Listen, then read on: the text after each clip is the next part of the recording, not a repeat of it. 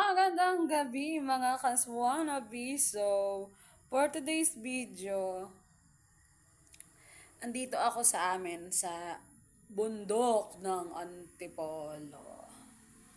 So guys, ako kapag pumasok na yung asawa ko sa trabaho kasi panggabi siya, so naiiwanan na ako mag-isa sa bahay. So dati, lagi kami nag-aaway kasi buryot na buryot ako sa bahay. Pero ngayon, yung nagkaroon kami ng bonding, tapos pag-uusap tungkol dun sa mga, ayun nga, lagi akong bugnot, lagi ako naiinis sa kanya. So, ayun, kapag usap kami, basta lahat naman ng problema ng mag-asawa na naaayos naman ninyong dalawa yan, tsaka na pag-uusapan. So, magtaka ka at tsaka mag-isip-isip ka na pag yung hindi na problema ang problema. Kasi ang problema mo na yun yung asawa mo. Gets mo yun?